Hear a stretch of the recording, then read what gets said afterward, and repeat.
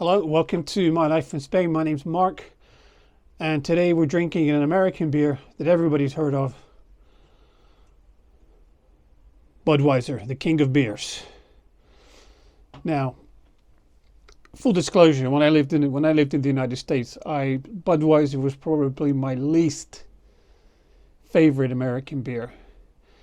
And in fact, of the big industrial beers, the one I probably drank the most would be Miller. I'm not a fan of American beer, and I'll tell you why, because it's too watery. And it's that way for a reason. When German immigrants first went to America in the 19th century, the beer at the time was mostly English ales, and they wanted their clear beer that they were used to in Germany. So they tried brewing German beer in the United States. The problem was the European barley and the North American barley were completely different. The North American barley was much, much higher in proteins, and they just couldn't get the beer the way they wanted it. So they corrected this by reducing the amount of barley and using instead corn and rice. So that's why American beers taste a little bit different, and why they're not as popular in Europe as European beers are. That's not to say that American marketing hasn't done a good job convincing everybody that they're great. Okay, let's look at the can first before I open it up. Okay, ingredients. It's all written in Spanish.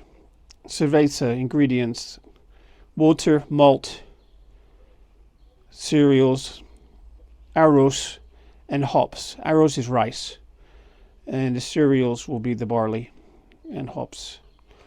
Produced by AB InBev UK. Distributed in Spain by Mau.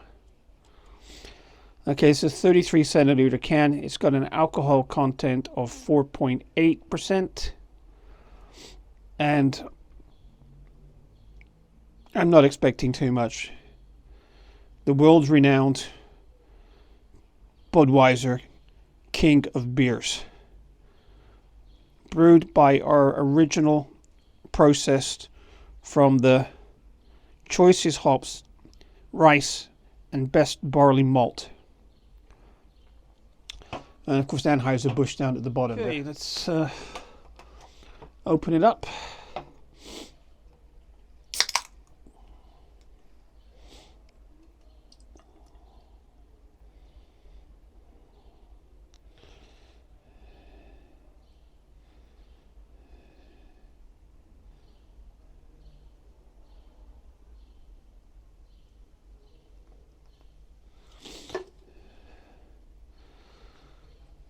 As you can see, it's very, very pale yellow.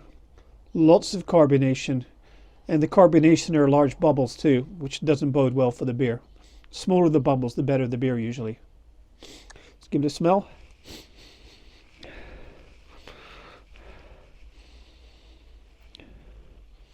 Slight hops, malt the predominant aroma. Okay, let's give it a go. Cheers.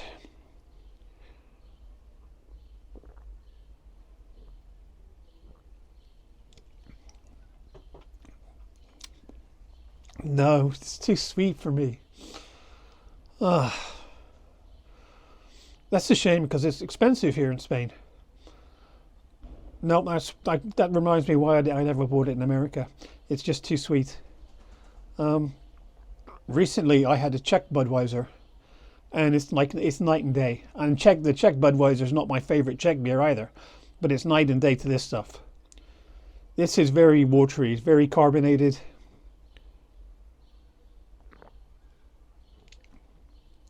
But sweet. On a hot day, if there's nothing else, I drink it, but otherwise, nah.